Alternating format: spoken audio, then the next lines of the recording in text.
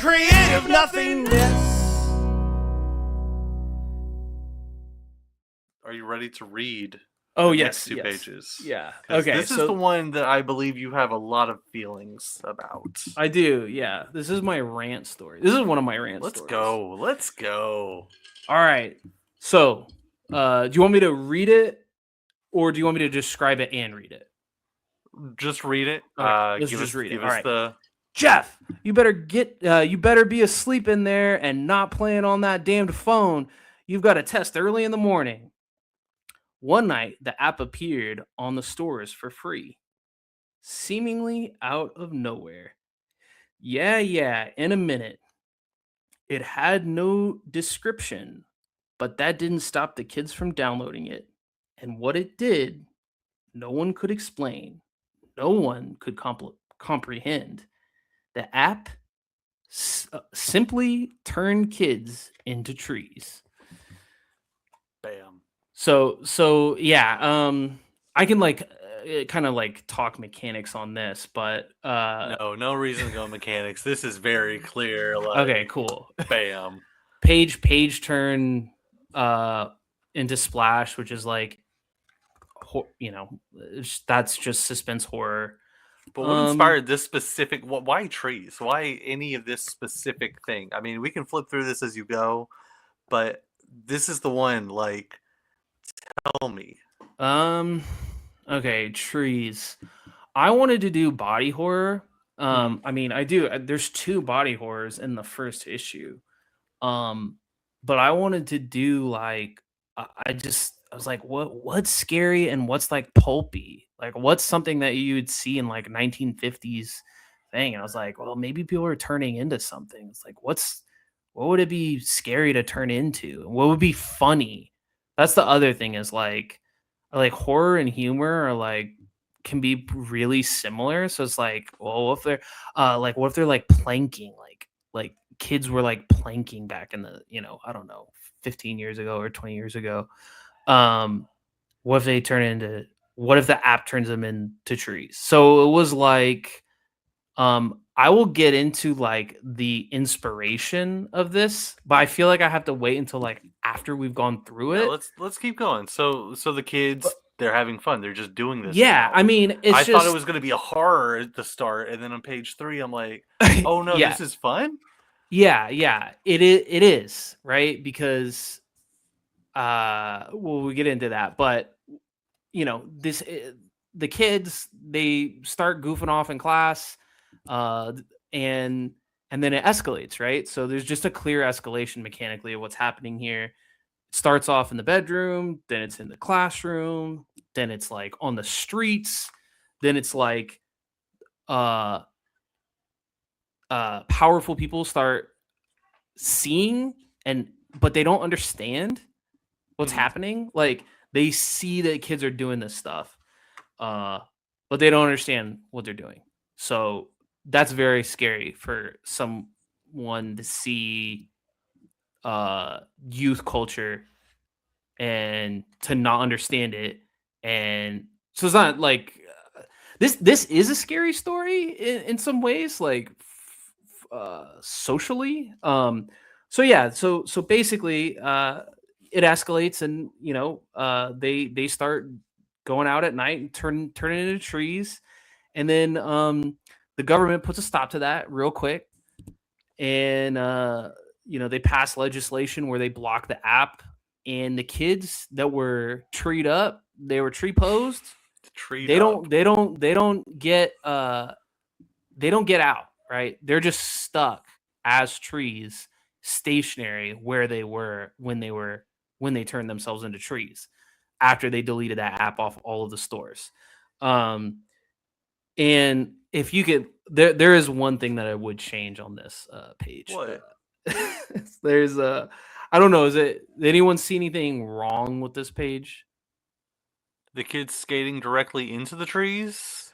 Well, that's the only thing that I look at, or I'm like, what's wrong here? So yeah, so this is another thing is like different artists have they have different understanding of like just cultural things. We'll get into this on one of my other ones too, but yeah. So he drew a half pipe that's impossible to skate, so you can't drop into most of those half pipes. Oh. So you wouldn't those skaters wouldn't even be able to be on those because there's no way to drop in them, right?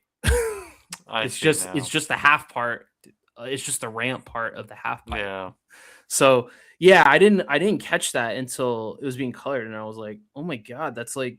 I was like, oh okay, well, we just have to move on because everyone, he had moved on to like different stuff. So, yeah, so that's like the only thing that I would change. Oh, and like all of my lettering, I think is a little too small, but it is what it is. And then the last page is like, when I had written this, I had just written the art and I didn't have the captions, and it did take me. So I wrote this story in about like maybe 3 or 4 hours in 2 sits. It's not a long story. It's a lightweight. It's like 7 pages or something. I think it's the shortest story in this book. And but yeah, I wrote the script that quickly. But then when you get the art back, it's like I do heavy revisions on the captions to get the captions to go with the art to make them like to go perfect. And I knew that I could write the captions right, but it would just take a lot of time, and I would want to do it on the art. And that's just my personal process. And you could see this on some people when you read their scripts. It's like exactly what ends up on the page, but that's not for me. Like I can't do that. Like I have to do multiple revisions on the last because I'm not getting these like puns with celebrated record fall and juvenile delinquency. That's not coming out easy, So yeah. I'm glad you said that because legitimately it's the same. Where it's just like once the art gets there, you put it on the page. You're like, I wrote the script. This is great. You put it on the page and go, this is bad. This is so bad. I have to change. Words need to go. Things shouldn't be here. Yeah.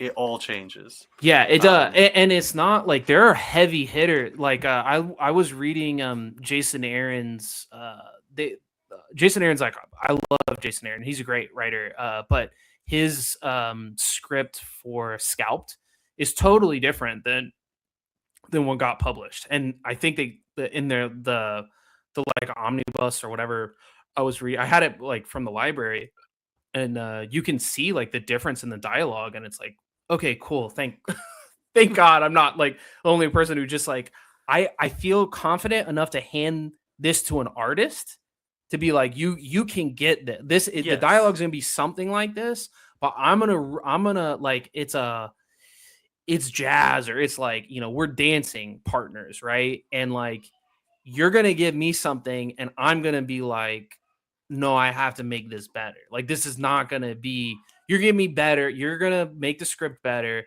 and then I'm gonna make the art better.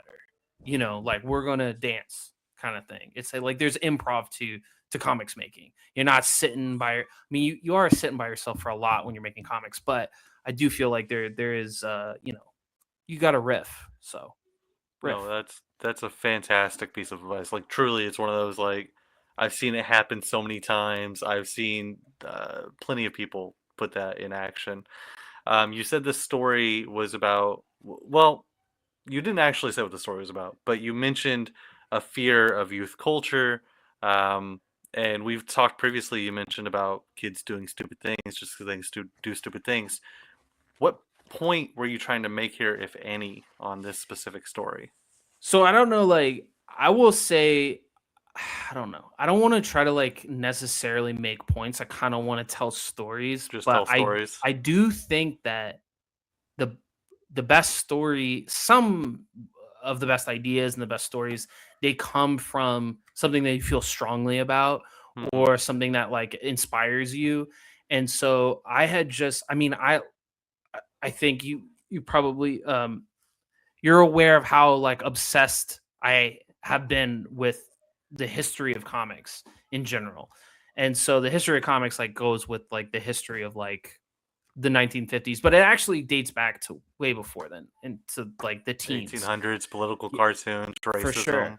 for Mhm. sure, right?